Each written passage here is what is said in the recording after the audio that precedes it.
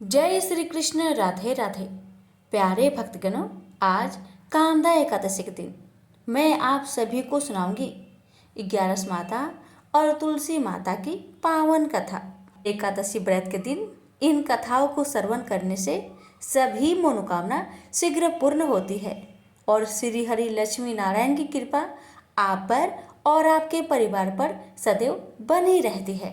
आइए श्रवण करते हैं कथा को पूरी श्रद्धा से पूरा अवश्य सुनिएगा और दूसरे भक्तों के पास भी शेयर कीजिएगा। प्रेम से बोलिए लक्ष्मी नारायण की जय, एकादशी माता की जय, तुलसी माता की जय। अब श्रवण करेंगे कथा। सतयुग में मूर नाम का एक दैत्य उत्पन्न हुआ। वह बड़ा बलवान और भयानक था। उस प्रचंड दैत्य ने इंद्र, आदित्य, वासु, वायु, अग्नि आदि सभी देवताओं को पराजित करके भगा दिया। तब इंद्र सहित सभी देवताओं ने भयभीत होकर भगवान शिव से सारा वृत्तांत कह सुनाया और बोले कि हे कैलाशपति, मूढ़ दैत्य से भयभीत होकर सब देवता मृत्यु लोक में फिर रहे हैं। तब भगवान शिव ने कहा, हे देवताओं, तीनों लोकों के स्वामी, भक्तों के दुख का नाश करने वाले भगवान विष्णु के शरण में जाओ। वे ही तुम्हारे दुखों को दूर कर सकते हैं। शिव जी के ऐसे वचन सुनकर सभी देवता क्षीर सागर में पहुंचे। वहां भगवान को शयन करते देख हाथ जोड़कर उनकी स्तुति करने लगे कि हे देवताओं द्वारा स्तुति करने योग्य प्रभु, आपको बारंबार नमस्कार है। हे देवताओं की रक्षा करने वाले मधुसूदन, आपको नमस्कार है। आप हमारी रक्षा करें। दैत्यों से भयभीत होकर हम आपकी शरण में आए हैं। आप इस संसार के कर्ता, माता पिता, उत्पत्ति और पालन करता और संहार करने वाले हैं। सबको शांति प्रदान करने वाले हैं। आकाश और पाताल भी आप ही है। सबके पितामह ब्रह्मा, सूर्य, चंद्र, अग्नि, सामग्री, होम, आहुति, मंत्र, तंत्र, जप, यजमान, यज्ञ, कर्म कर्ता और भोक्ता आप ही हैं। आप सर्वव्यापक है। आपके सिवा तीनों लोकों में चर तथा अचर कुछ भी नहीं है। हे भगवान, दैत्यों ने हमको जीतकर स्वर्ग से भ्रष्ट कर दिया है और हम सब देवता इधर उधर भागे फिर रहे हैं। आप उन दैत्यों से हम सबकी रक्षा करें। इंद्र के ऐसे वचन सुनकर भगवान विष्णु कहने लगे कि हे इंद्र, ऐसा मायावी दैत्य कौन है जिसने सब देवताओं को जीत लिया है? उसका नाम क्या है? उसमें कितना बल है और किसके आश्रय में है तथा उसका स्थान कहाँ पर है? यह सब मुझसे कहो। भगवान के ऐसे वचन सुनकर इंद्र बोले, भगवान, प्राचीन समय में एक नारी जंघ नामक राक्षस था। उसके महापराक्रमी और लोक विख्यात मूढ़ नाम का एक पुत्र था। उसकी चंद्रावती नाम की नगरी है। उसी ने सब देवताओं को स्वर्ग से निकालकर वहां अपना अधिकार जमा लिया है। उसने इंद्र, अग्नि, वरुण, यम, वायु, यश, चंद्रमा, नैऋत्य आदि सबके स्थान पर अधिकार कर लिया है। सूर्य बनकर स्वयं ही प्रकाश करता है, स्वयं ही मेघ बन बैठा है और सबसे अजय है।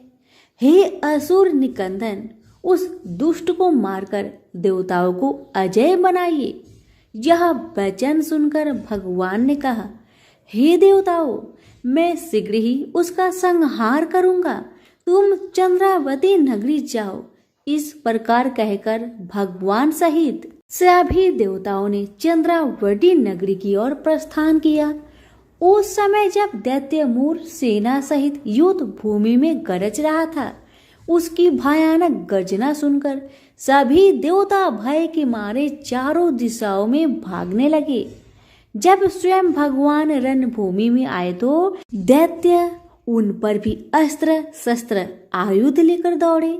भगवान ने उन्हें सर्प के समान अपने बाणों से बीध डाला। बहुत से दैत्य मारे गए, केवल मोर बचा रहा। वह अविचल भाव से भगवान के साथ युद्ध करता रहा। भगवान जो भी तीक्ष्ण बाण चलाते वह उसके लिए पुष्प सिद्ध होता। उसका शरीर छिन्न भिन्न हो गया, किंतु वह लगातार युद्ध करता रहा। दोनों के बीच मल्ल युद्ध भी हुआ। 10,000 वर्ष तक उनका युद्ध चलता रहा, किंतु मूर नहीं हारा। थक कर भगवान बद्री का आश्रम चले गए। वहां हेमवती नामक सुंदर गुफा थी। उसमें विश्राम करने के लिए भगवान उसके अंदर प्रवेश कर गए। यह गुफा 12 योजन लंबी थी और उसका एक ही द्वार था। विष्णु भगवान वहां योग निद्रा की गोद में सो गए। मोर भी पीछे पीछे वहां तक आ गया और भगवान को सोया देखकर मारने को उद्धत हुआ। तभी भगवान के शरीर से उज्जवल कांतिमयी रूप वाली देवी प्रकट हुई। देवी ने राक्षस मोर को ललकार कर युद्ध किया और उसे तत्काल मौत के घाट उतार दिया। श्री हरि जब योग निद्रा की गोद से उठे तो सब बातों को जानकर उस देवी से कहा कि आपका जन्म एकादशी के दिन हुआ है, अतः आप 11 माता के नाम से पूजी जाएंगी और आपके भक्त वही होंगे जो मेरे भक्त होंगे। और हर एकादशी के दिन जो भी भक्त मेरी पूजा के साथ साथ आपके भी पूजा करेगा और कथा को श्रद्धा पूर्वक श्रवण करेगा, उसके सारे दुख तकलीफ समाप्त हो जाएगी। सभी प्रेम से बोलिए विष्णु भगवान की जय हो, 11 माता की जय हो। बहुत समय पहले की बात है। एक गांव में एक रामू नाम का इंसान रहता था। उसका अभी अभी विवाह हुआ था और पत्नी कुछ दिन साथ रह के मायके चली जाती है। पत्नी के बिना रामू को मन नहीं लगता था। इसी कारण वह अपनी पत्नी को लाने के बारे में सोचता है और नए नए कपड़े पहनकर अपने ससुराल की तरफ चल पड़ता है। कुछ दूर जाने पर रामू को एक नदी में एक गाय दिखाई पड़ती है। गाय पानी पीने के लिए नदी में उतरती है, लेकिन पानी के अंदर दलदल होने के कारण गाय उसी में फंस जाती है और बाहर निकलने का बहुत प्रयास करती है, मगर निकल नहीं पाती। तभी उसकी नजर रामू पर पड़ती है। गाय रामू से कहती है, बेटा मुझे बचा लो, मैं पानी के अंदर दलदल में दब रही हूँ, मुझे बचा लो। गाय की बात सुन रामू कहने लगा, नहीं नहीं, मैं अपने ससुराल जा रहा हूँ और पहली बार जा रहा हूँ। मेरी नई नई कपड़े दलदल में पड़ेगी तो गंदी हो जाएगी। अगर मैं गंदे कपड़े में अपने ससुराल जाऊंगा तो मेरा क्या इज्जत रह जाएगी। ससुराल वाले क्या कहेंगे कि कैसा मेरा दामाद है। नहीं नहीं, मुझे माफ करो, मैं तुम्हें अभी नहीं बचा सकता। रामू की बात सुन गाय बोली, आज 11 का दिन है, अगर तुम मुझे बचाओगे तुम्हें बहुत पुण्य मिलेगा, जीवन में बहुत तरक्की करोगे, मुझे बचा लो। रामू फिर बोला, नहीं, मैं अपने ससुराल से अपनी पत्नी को लेकर आऊंगा, तब मैं तुम्हें निकाल दूंगा। गाय रामू की बात पर बहुत क्रोधित हो गई और उसने श्राप दिया, जा तू 4 पहर के बाद गधा बन जाएगा। गाय के श्राप सुनते ही रामू गाय से हाथ जोड़कर माफी मांगने लगा, हे गाय माता मुझे माफ करे। इतना रामू कह ही रहा था कि तब तक गाय माता पानी में डूब गई और उनकी मृत्यु हो गई। अब रामू बेचारा बहुत परेशान हो गया। जल्दी जल्दी अपने ससुराल गया और अपनी पत्नी को लेने की बात अपनी सास ससुर से कहने लगा। सास ससुर बोले, बेटा पहली बार आए हो तो 4 दिन तक रुक कर जाओ। लेकिन रामू अपने सास ससुर और घर वालों की बात नहीं माना। उसने अपनी पत्नी को एक कमरे में ले जाकर गाय की शराब वाली बात अपनी पत्नी को कह सुनाई। अब पत्नी भी रामू के साथ उसी समय अपने घर से विदा लेकर चल पड़ी। जैसे ही दोनों पति पत्नी अपने गांव को आए, जल्दी से अपने घर में जाकर दरवाजा को बंद कर दिया और ठीक वैसे ही पति गधा बन गया। अब तो पत्नी घर के सारे दरवाजे खिड़की हमेशा बंद रखती थी। घर में जितने भी अनाज थे, सारे अनाज कुछ दिन में ही समाप्त हो गए। अब पत्नी बेचारी बहुत परेशान हो गई और अपने गधा पति से कहने लगी, सुनिए जी, घर में तो थोड़ा भी अनाज नहीं है। अब हमें बाहर मेहनत मजदूरी करके कुछ तो कमाना पड़ेगा अपनी पेट पालने के लिए।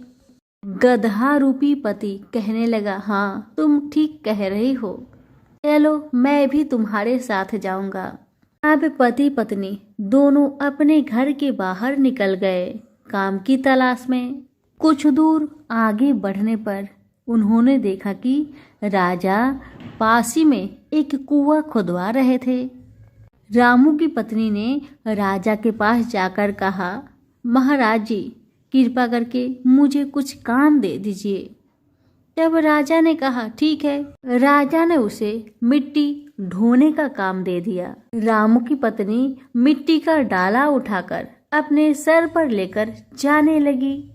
बहुत से लोग देखे, सभी लोगों ने कहा, अरे तुम इस गधे के ऊपर मिट्टी क्यों नहीं रखकर ले जाती? तो पत्नी कुछ नहीं कहती। एक दिन राजा की नजर रामू की पत्नी पर पड़ी।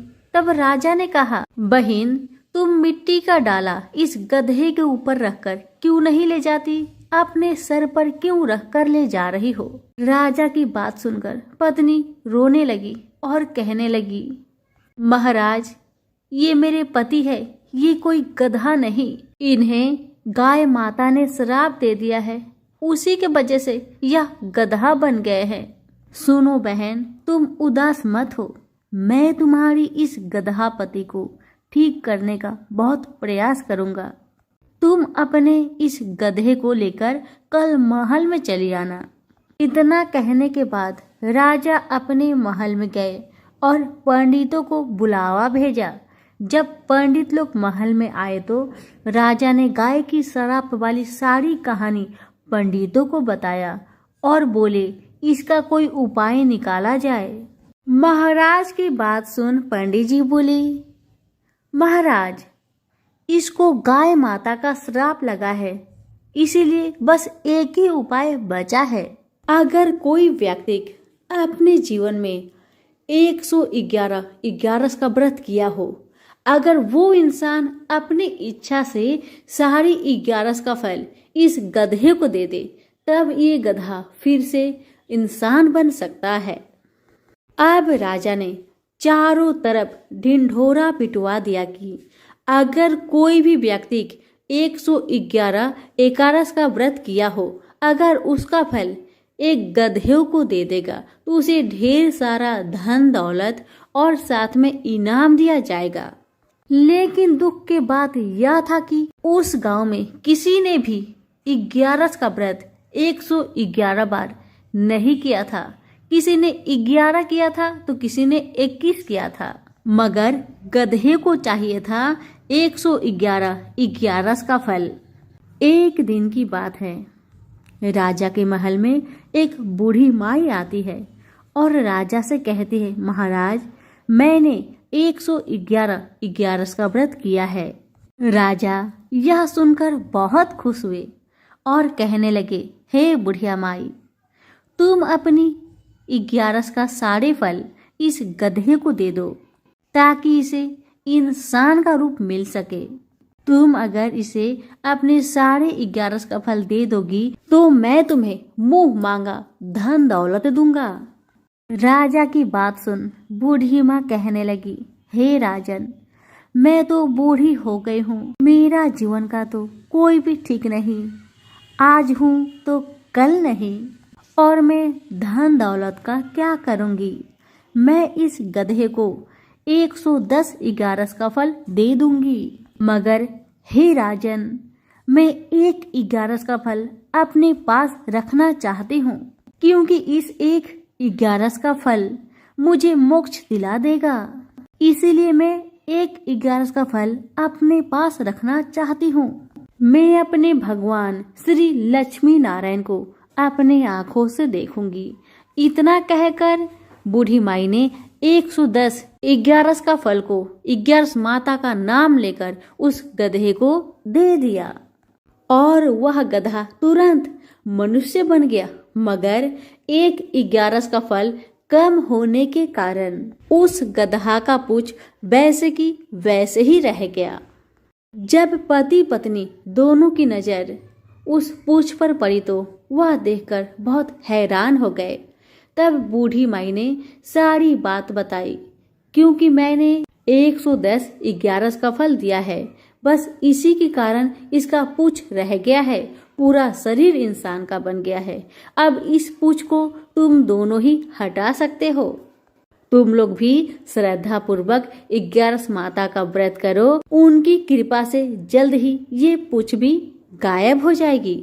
इतना कहकर बूढ़ी माई अपने घर को लौट आई और दोनों पति पत्नी श्रद्धा पूर्वक 11 माता के व्रत करने लगे, जिसके प्रभाव से रामू का वह गधा का पूंछ भी गायब हो गया। तो प्रेम से बोलिए 11 माता की जय हो, श्री हरि विष्णु की जय हो। बहुत समय पहले की बात है। एक गांव में एक ननद भाभी रहा करती थी। ननद अभी कंवारी थी। उस परिवार में ननद, भाभी और भाई, इन तीनों के अलावा और कोई भी नहीं रहता था। भाभी तो कभी कोई पूजा पाठ करती ही नहीं थी और ननद हर रोज तुलसी माता की पूजा किया करती थी, उनकी बड़ी सेवा करती थी। बिना तुलसी पूजन के ननद कभी भोजन नहीं करती थी। ननद का पूजा पाठ देख के भाभी को बहुत क्रोध आता था। कभी कभी भाभी तो अपनी ननद से ऐसे भी कह देती थी कि जब तुम्हारा विवाह होगा ना, तो मैं तुम्हें और बराती को तुलसी ही खाने दूंगी और दहेज में यही दूंगी। इसी तरह समय निकलने लगा, दिन बीतने लगी। अब तो ननद भी बड़ी हो गई थी। भाई ने अपने बहन के लिए एक अच्छा घर और बर ढूंढा। अब तो बहन की शादी पक्की हो गई। बहन की शादी वाले दिन भाभी ने क्या किया, बारातियों के सामने तुलसी का गमला फोड़कर रख दिया।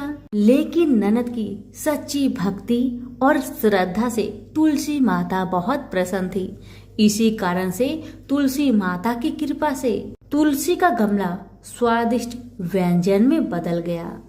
ये चमत्कार देखकर भाभी बहुत आश्चर्यचकित हो गई। लेकिन फिर भी उसका आदत नहीं गया। उसने फिर क्या किया, अपने ननद को गहने के बदले में तुलसी की मंजरी पहना दी। लेकिन तुलसी माता की कृपा से वह मंजरी भी सोने के आभूषण में बदल गए। ये देखकर भी भाभी बहुत हैरान हुई, मगर फिर भी अपनी करतूत करनी ना बंद किया। उसने फिर वस्त्रों के स्थान पर तुलसी का जनेऊ रख दिया। लेकिन तुलसी माता की कृपा से वह तुलसी का जनेऊ रेशमी और सुंदर वस्त्र में बदल गया। ननद की भाभी बहुत पापिन थी, इसलिए तुलसी माता की महिमा को न जान सकी। भाई ने अपने बहन को बड़े प्यार और आदर के साथ विदा किया। बहन ससुराल में गई। ससुराल वाले उसके दहेज आदि के बारे में बहुत बड़ाई करने लगे। जब ये बात भाभी को मालूम हुई तो उसे बड़ा आश्चर्य हुआ और तुलसी जी की पूजा का महत्व उसको समझ में आ गया। भाभी की एक लड़की थी। अब भाभी सोचने लगी, क्यों ना मैं भी अपनी बेटी को तुलसी माता की पूजा करने को कहूँ। अब तो भाभी अपनी लड़की से कहने लगी कि तू भी तुलसी माता की सेवा कर, तुझे भी बुआ की तरह फल मिलेगा। पर लड़की अपनी माँ के जैसी ही थी। उसे तुलसी की सेवा में मन नहीं लगता था। भाभी की लड़की हर रोज सुबह स्नान करके ऊपर के मन से अपनी माँ की बात रखने के लिए तुलसी माता की पूजा कर लिया करती थी, मगर मन उसका पूजा में कभी नहीं लगा। इसी तरह समय बीतते गया। इस बार भाभी ने खुद अच्छा घर और वर देखकर अपनी बेटी का विवाह तय किया, और जब विवाह का समय आया तो भाभी ने सोचा जैसा व्यवहार मैंने अपनी ननद के साथ किया वैसा ही व्यवहार मैं अपनी बेटी के साथ करूंगी, क्योंकि मैंने जो ननद के साथ व्यवहार किया उसी व्यवहार के कारण ननद को इतनी इज्जत मिली थी। क्यों ना मैं भी अपनी लड़की के साथ वैसा ही व्यवहार करूं। अब जैसे ही बाराती वाले आए, भाभी ने तुलसी जी का गमला को फोड़कर बाराती के सामने रख दिया, परंतु इस बार मिट्टी मिट्टी ही रही। मंजरी व पत्ते भी अपने पूर्व रूप में ही रहे तथा जनेऊ भी जनेऊ ही रहा। सभी बाराती भाभी की बुराई करने लगे। ससुराल में भी लड़की की और उसकी माँ की बहुत बुराई हो रही थी। भाभी को अपनी ननद से बहुत जलन होता था। इस कारण भाभी अपनी ननद को बहुत कम ही घर पर बुलाया करती थी, पर भाई अपने बहन को बहुत मानता था। भाई ने एक दिन सोचा बहन की शादी किए हुए बहुत साल हो गए, क्यों ना मैं अपने बहन से मिलकर आऊं, उसके ससुराल जाऊं। अब भाई ने अपनी इच्छा अपनी पत्नी को बताया। पत्नी से कहा कुछ सौगात ले जाने के लिए कुछ दो, बहन का घर जाऊंगा, खाली हाथ कैसे जाऊं, कुछ हो तो मुझे दो।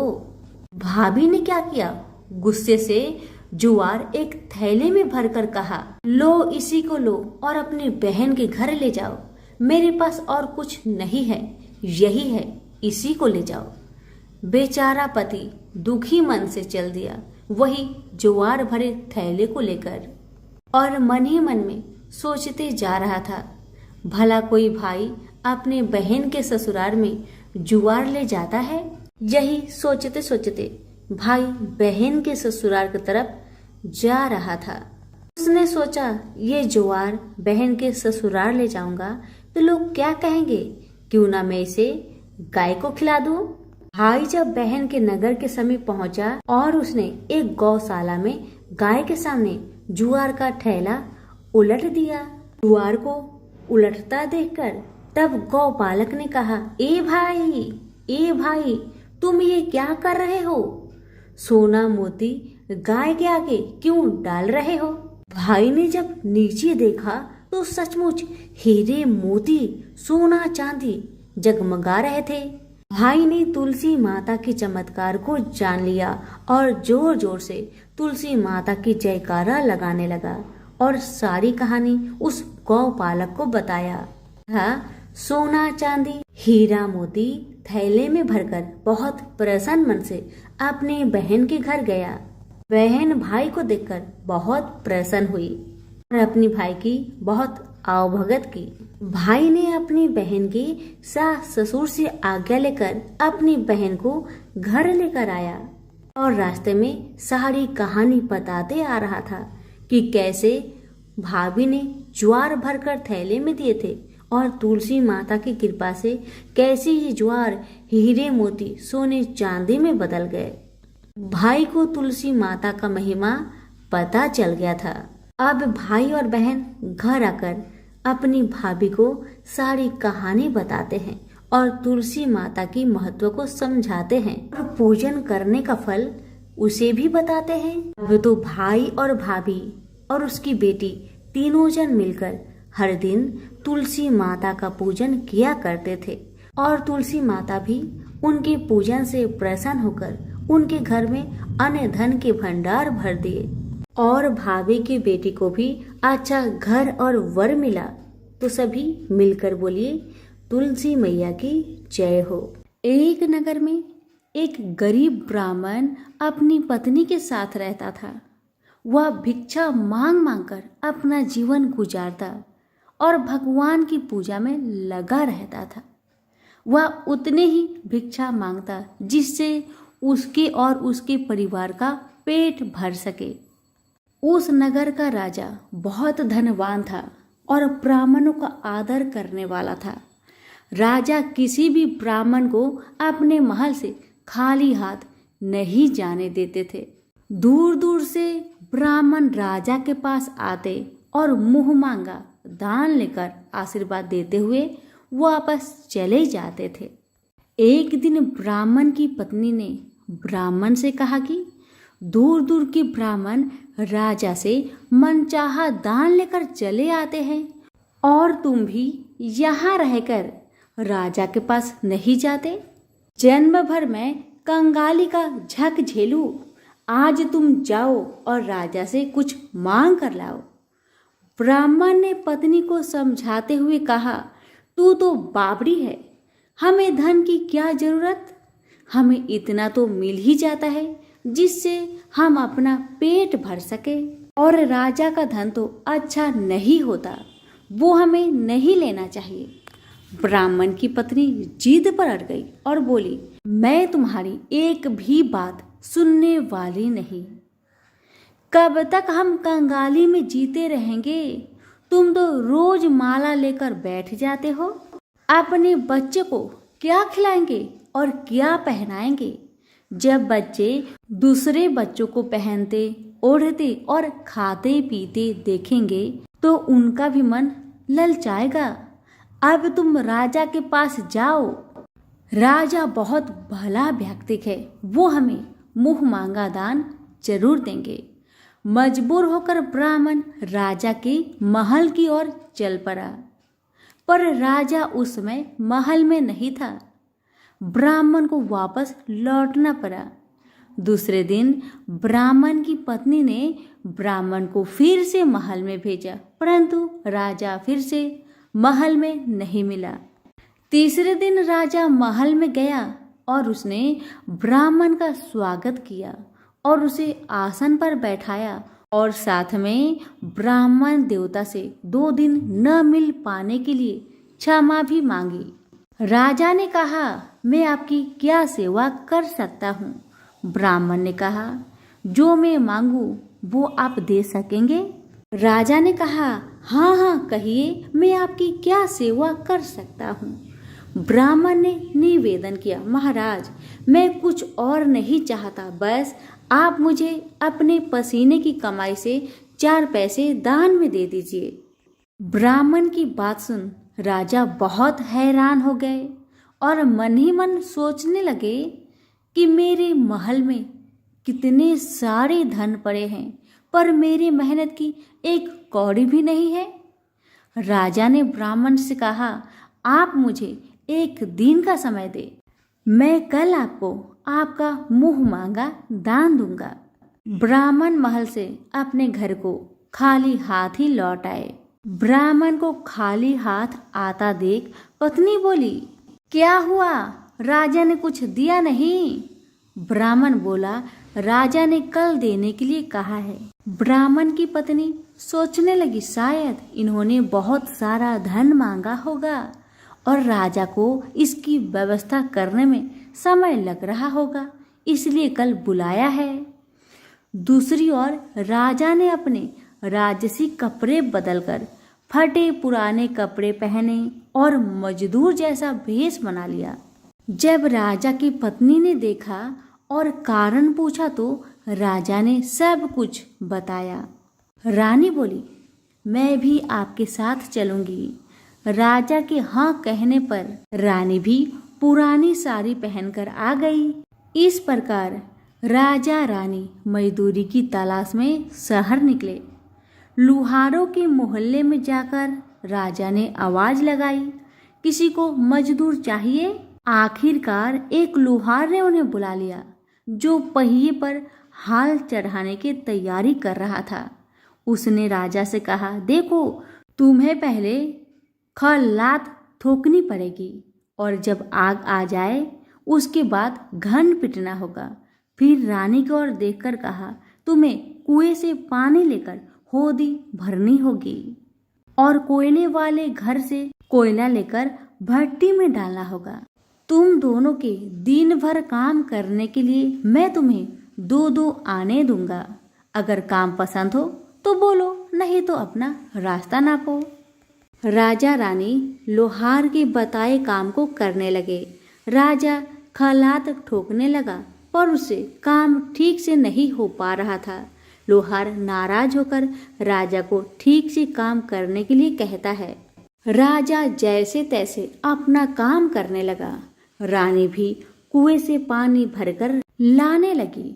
रानी के हाथ में फफोले पड़ गए।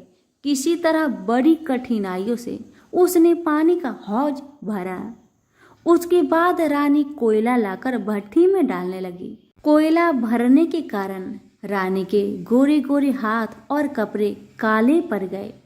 भट्टी में आग आने पर लोहार ने पात भट्टी में से निकालकर पहियों पर जमाई और एक घन अपने हाथ में लेकर और एक राजा के हाथ में देकर कहा, देखो, बारी बारी से घन इस पर पटकना, हाथ इधर उधर ना होने पाए।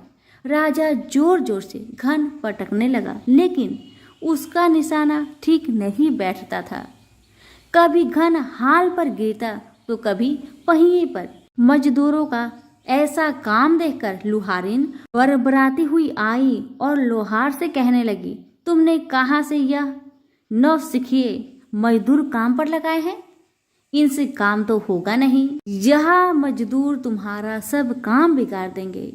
राजा रानी उन दोनों की फटाकर सुनते सुनते अपना काम मन लगाकर करते रहे। घन पटकते पटकते राजा का शरीर पसीना से तर तर हो गया और जोर शोर से सांस चलने लगी।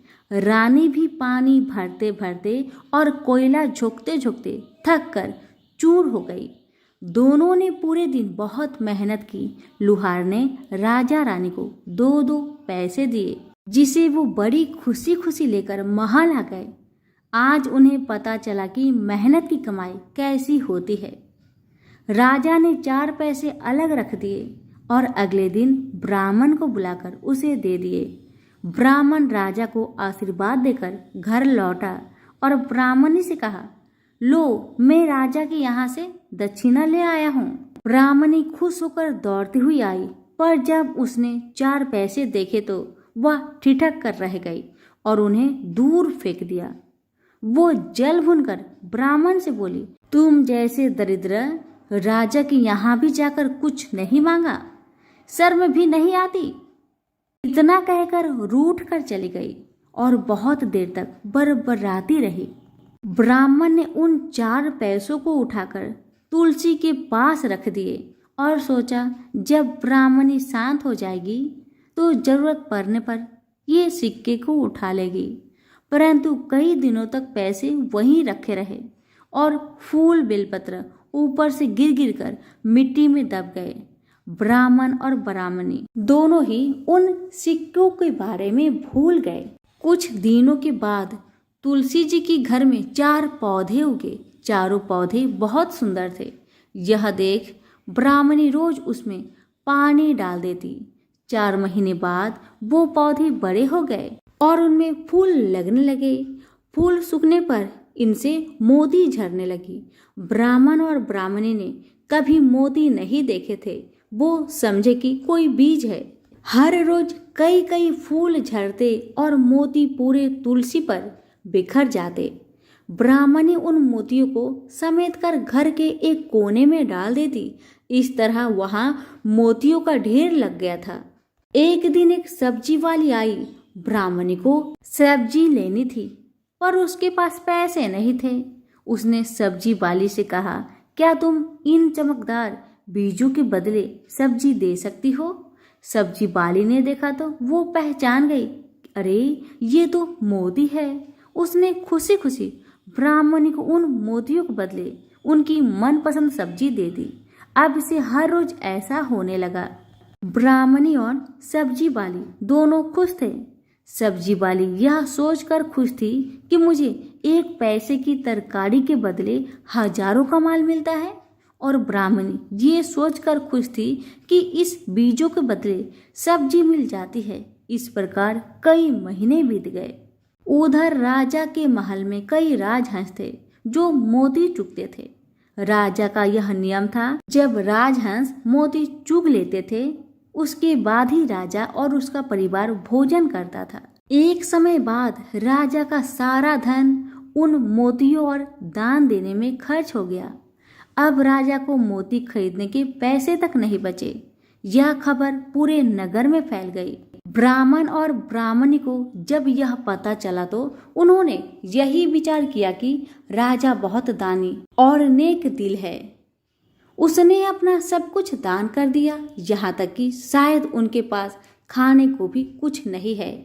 ऐसा हालत में हमें उन लोगों की सहायता करनी चाहिए। ब्राह्मण ने ब्राह्मणी से कहा, अगर तू कहे तो इसमें से कुछ बीज राजा को दे दूं। तू कहती है इससे सब्जी और खाने की चीज मिल जाते हैं। ब्राह्मणी ने कहा, हाँ, मैं रोज इसके बदले सौदा लिया करती हूँ। ऐसा कहकर ब्राह्मणी एक टोकरी बीज भर लाई। ब्राह्मण राजा के पास पहुंचा और उसे वो मोती दिए और राजा को सारी बात बताई। राजा उन मोतियों को देखकर चौंक गया। उसने मोती राजहंस को दिए। राजहंस उन्हें चुगने लगे। यह देख राजा ने ब्राह्मण से कहा, एक एक मोती सैकड़ों रुपए का है। सच बताए, आपके पास इतने मोती कहाँ से आए? ब्राह्मण बोला, महाराज, ऐसे बीज तो हमारे घर पर बहुत हैं। और राजा को पूरी बात बताई। राजा अपने मंत्रियों के साथ ब्राह्मण के घर पहुंचे और उन चारों पेड़ों को देखा। पूछताछ में उन सिक्के वाली बात सामने आ गई। जब पेड़ों को देखा तो उनकी जड़ के पास वही सिक्के चिपके हुए थे। आज ब्राह्मण और ब्राह्मणी को मालूम हुआ कि उनके पास लाखों करोड़ों की दौलत है, जिसे वो साधारण बीज समझते थे। ब्राह्मण ने सोचा कि मेरे लिए यह धन किस काम का। ऐसा सोच ब्राह्मण ने सारे मोती राजा को दान में दे दिए। राजा की आंखें भी खुल गई। मेहनत के धन की कीमत उन्हें मालूम पड़ गई। उस दिन राजा ने प्रण कर लिया कि मैं खजाने के पैसे से एक भी पैसा अपने खर्च में नहीं लगाऊंगा। अपना खर्च मेहनत करके चलाऊंगा।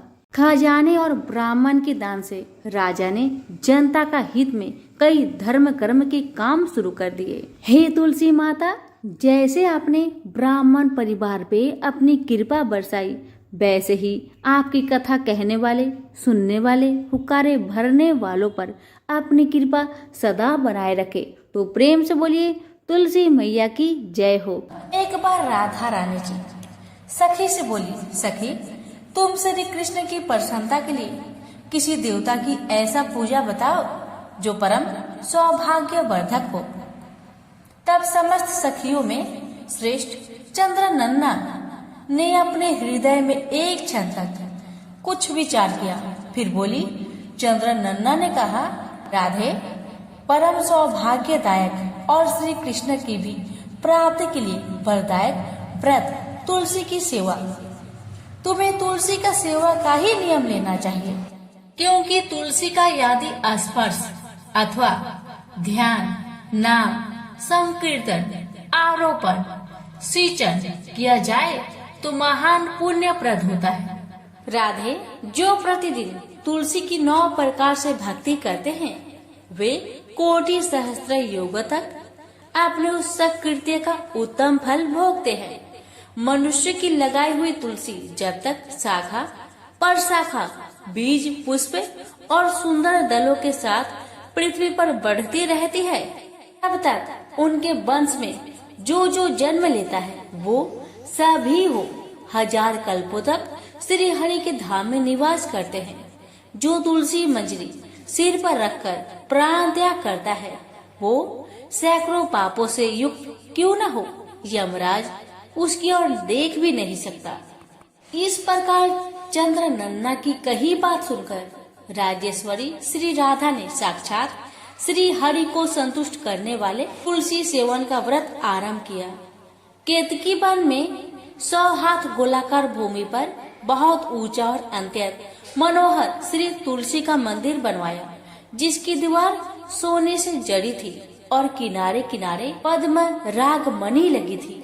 वह सुंदर सुंदर पन्ने हीरे और मोतियों के परकोटे से अत्यंत सुशोभित था और उसके चारों ओर परिक्रमा के लिए गली बनाई गई थी, जिसकी भूमि चिंतामणि से मंडित थी। ऐसे तुलसी मंदिर के मध्य भाग में हरे पल्लवों से सुशोभित तुलसी की स्थापना करके श्री राधा ने अभिजीत मुहूर्त में उनकी सेवा पारण की।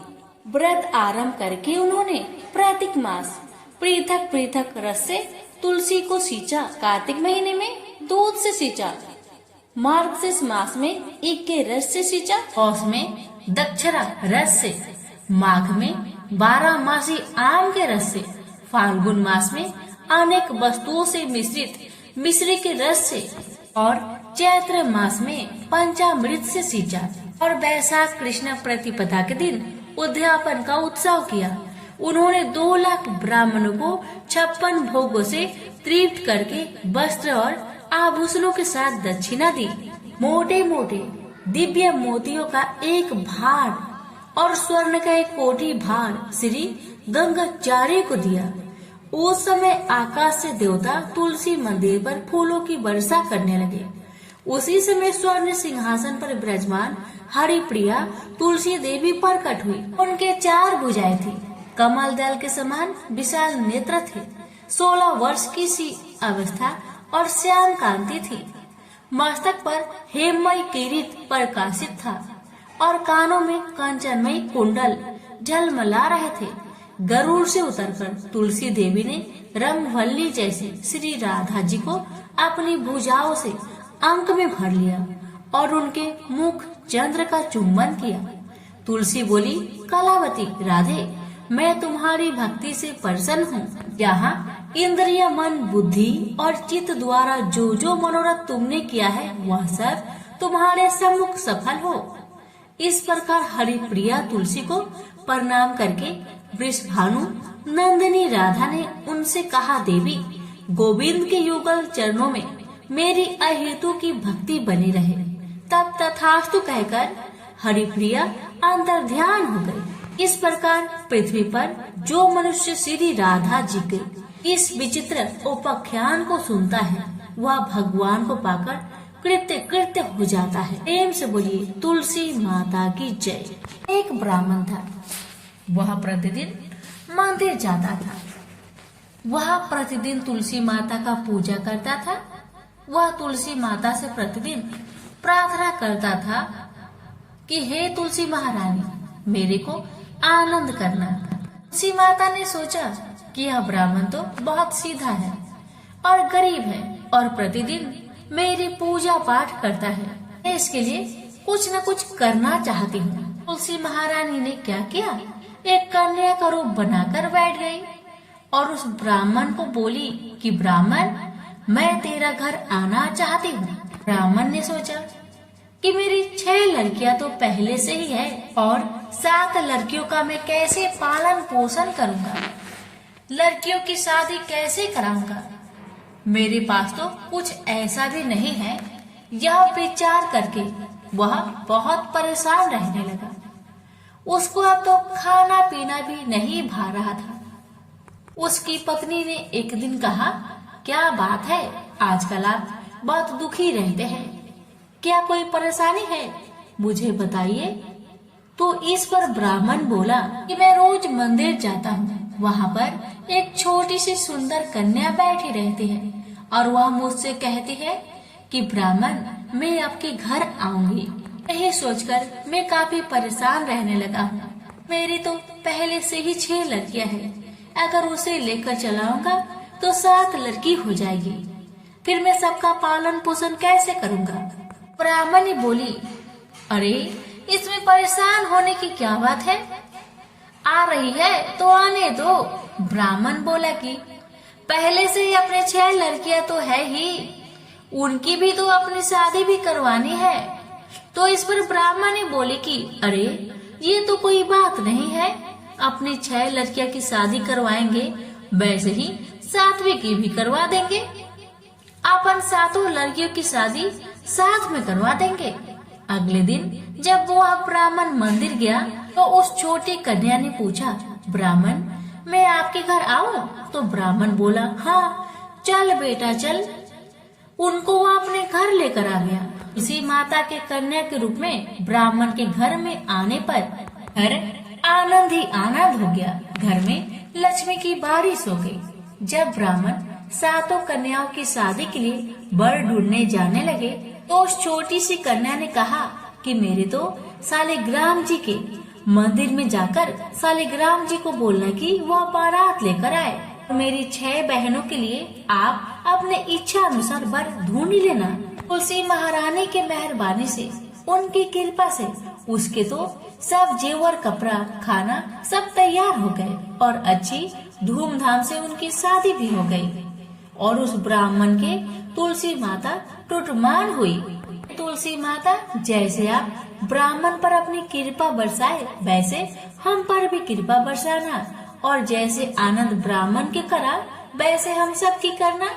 प्रेम से बोलिए तुलसी महारानी की जय।